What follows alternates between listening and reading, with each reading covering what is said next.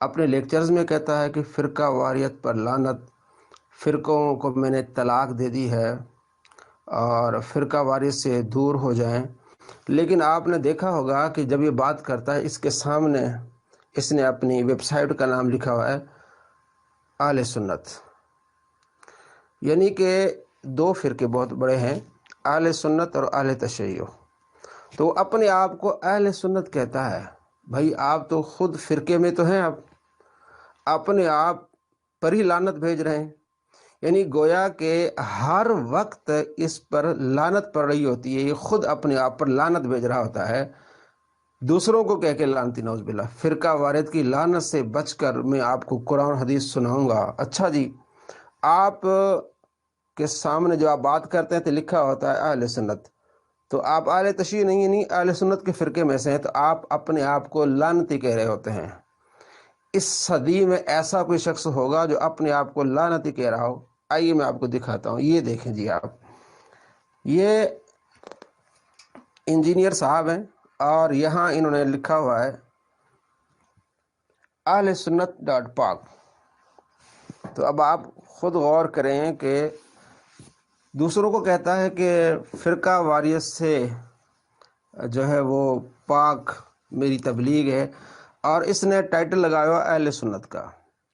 ظاہر ہے قدریہ، جبریہ اور بہت سارے فرقے گزرے ہیں، ان میں سے ٹاپ اہل سنت ہے، جو اہل سنت آپ علیہ السلام کے طریقے پر بھی اور جماعت صحابہ کو یہ ہے، کیونکہ ایسے لوگ ہیں رافضی جو صحابہ کو نہیں مانتے، پھر قدریہ ہیں، دوسرے لوگ تھے معتزلہ، تو اس وقت وہ ختم ہو گئے تقریباً معتزلہ وغیرہ، تو اس وقت شیعہ اور سنی دو ہیں۔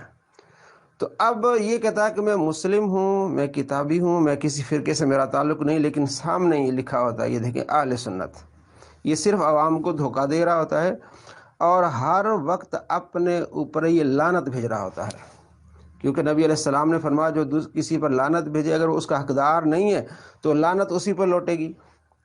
جتنے بھی محدثین ہیں وہ اہل سنت ہیں۔ یہ کہہ رہا ہوتا ہے اہل سنت کی معتبر ترین کتاب مشکات المصابیح اہل سنت کی کتابوں کا انسائکلوپیڈیا، کل میں نے دکھایا تھا آپ کو کہ مشکات المصابیح اہل سنت کی کتابوں کا انسائکلوپیڈیا ہے۔ امام محمد بن سیرین کہتے ہیں کہ ہم احادیث اہل سنت سے لیتے ہیں، یہ کہتا ہے جو اہل سنت کہلاتا ہے ظاہری فرقہ ہے اس پر لعنت و نعوذ باللہ، تو اتنے محدثین پر تو لعنت جائے گی نہیں، اتنے فقہا پر یہ کبھی نہیں ہو سکتا کہ لعنت جائے، لعنت اسی پہ لوٹ آتی ہے اور ہر وقت اس پر لعنت لوٹی رہی تھی۔ یہ دیکھیں اہل سنت پاک ڈاٹ کام۔ تو جو دوسروں کو کہتا ہے کہ فرقہ واریت سے دور، فرقہ واریت سے الگ، اس کے ٹائٹل پہ لگا ہوتا ہے فرقہ واریت، اہل سنت کا نام بیچتا ہے، کہتا نہیں جی میرا اہل سنت منہج، میں اہل سنت وہ فرقہ نہیں، میں اہل سنت منہج ہوں۔ بھائی منہج کیوں ہو تم؟ میں اہل سنت کے منہج کو مانتا ہوں۔ اہل سنت کہتے ہیں قرآن، حدیث، اجماع، قیاس۔ بھائی آپ تو مسلم، آپ کہتے ہیں میں مسلم کتابی ہوں، تو آپ کو کیا ضرورت پڑی اہل سنت کے منہج کی؟ آپ ویسے کہتے ہیں کہ میرا طریقہ یہ ہے کہ میں قرآن سے اور حدیث سے اور قیاس کو میں اس طرح چلتا ہوں۔ آپ تو کہتے ہیں کہ میرا علم امام ابو حنیفہ سے زیادہ ہے، آپ کہتے ہیں کہ میرا علم امام مالک سے زیادہ ہے، اس پر میری ویڈیوز ہے دوستو آپ نے دیکھی ہوگی، اور آپ کہتے ہیں کہ میرا علم امام شافعی سے زیادہ ہے، امام احمد بن حنبل سے زیادہ ہے۔ پھر آپ کو کیا اس ٹائٹل کی ضرورت پڑی اور آپ کو منہج کی کیا ضرورت پڑی؟ فراڈ کر رہا ہے یہ شخص عوام کے ساتھ، تاکہ شیعہ سمجھیں یہ سنی ہے اور دکھائیں بھئی یہ دیکھیں اہل سنت کا ایک عالم ہے، وہ کہتا ہے نعوذ باللہ صحابہ کے بارے میں باتیں کر رہا ہے، امیر معاویہ رضی اللہ تعالیٰ کے بارے میں باتیں کر رہا ہے، یہ کہتا ہے جی سنیوں کے یہ حدیث سنیوں کے گاٹے فٹ ہو گئی ہے، یہ ہو گیا وہ ہو گیا، سارا رافضیوں کو خوش کرنے کے لیے ڈرامہ رچایا ہوا ہے۔ آپ ایک طرف کہتے ہیں کہ فرقہ واریت سے لعنت، اور دوسری طرف آپ نے ٹائٹل لگا ہوا ہے اہل سنت کا، یہ لعنت آپ پر لوٹ کے آتی ہے۔ عوام گھاس نہیں کھا رہی، عوام کو پتہ چل رہا ہے کہ آپ کتنا فراڈ کر رہے ہیں۔ ایک بھائی ہے یو کے سے، انہوں نے اس پر اچھی گفتگو کی ہے اور اس سے سوال پوچھے اور مجھے بڑے پسند آئے، میں نے چاہا کہ وہ آپ کو دکھا دوں سوال اور آپ کو علم ہو جائے کہ کتنا بڑا فراڈی ہے۔ یہ دیکھیں ایک بھائی ہے۔ اچھا ایک سوال، اگلا سوال یہ ہے کہ آپ کہتے ہیں آپ اہل سنت ہیں، پہلے تو آپ خود بھی کنفیوز کرتے رہتے ہیں، کبھی آپ مسلمان ہوتے ہیں، کبھی آپ اہل سنت ہوتے ہیں اور صحیح اہل سنت ہوتے ہیں. تو سوال یہ ہے کہ اپنی جماعت کا نام اہل سنت رکھنا کیا یہ بابوں کی تقلید نہیں ہے؟ 1400 سال میں جتنے باب علماء آئے جو انہوں نے اپنی جماعت کا نام اہل سنت کہلوایا، لکھا، چھاپا، تو وہ جو اہل سنت ہیں، تو یہ جو لفظ اہل سنت اپنی جماعت کا آپ نے رکھا ہوا ہے، تو یہ کیا بابوں کی تقلید نہیں ہے؟ اگر نہیں ہے تو قرآن و حدیث میں اس کا حکم دکھائیں جہاں سے آپ نے لیا ہے.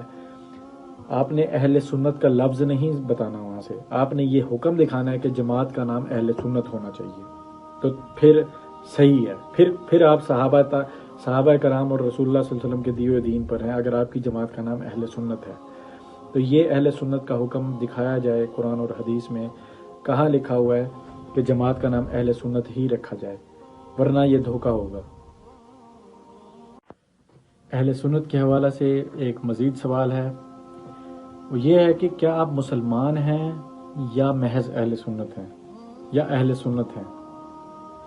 اگر تو آپ کہتے ہیں کہ اہل سنت نام رکھنا ہمارا اہل تشیع کی فکر کے مقابلہ میں یا ان کے خلاف ہماری فکر کا نام ہے کہ ہم کیونکہ مسلمانوں میں جو بڑی دو فکر پائی جاتی ہیں، جو بڑی دو ڈویژنز ہیں، ایک اہل سنت ہے، ایک اہل تشیع ہے، مگر پھر ان کی فردر ڈویژنز ہیں.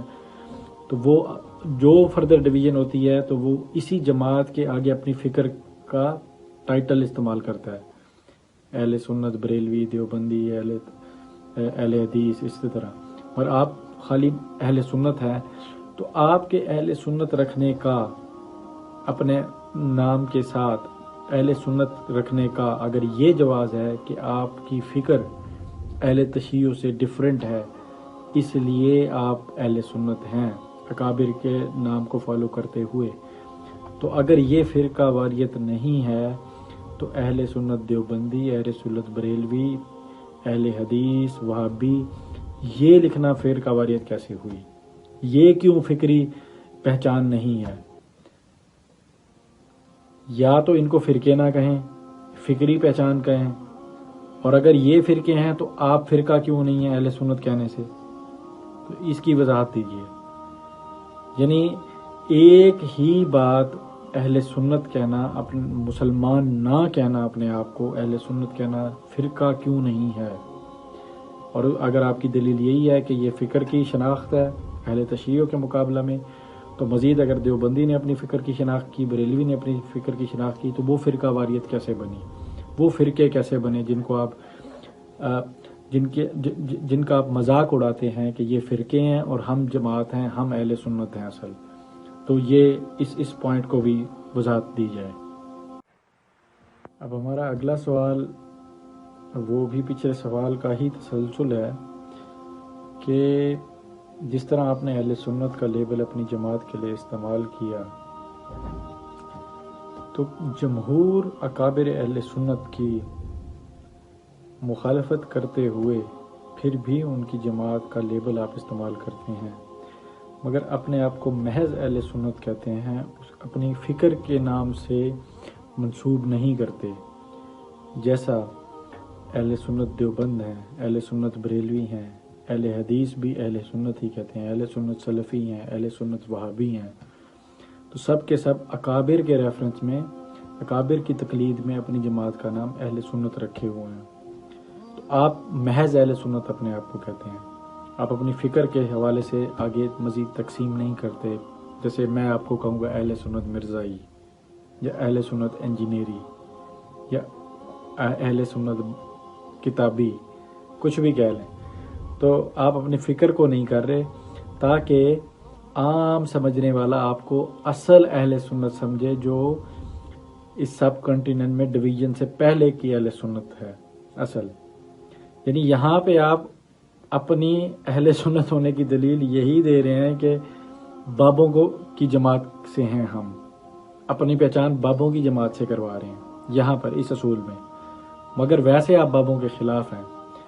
تو جب آپ اپنی فکر کو مزید شناخت کے لیے کوئی نام نہیں دیتے، محض اہل سنت کہتے ہیں، تو کیا آپ کی یہ بددیانتی بالکل اسی طرح نہیں ہے جیسے قادیانیوں کی ہے؟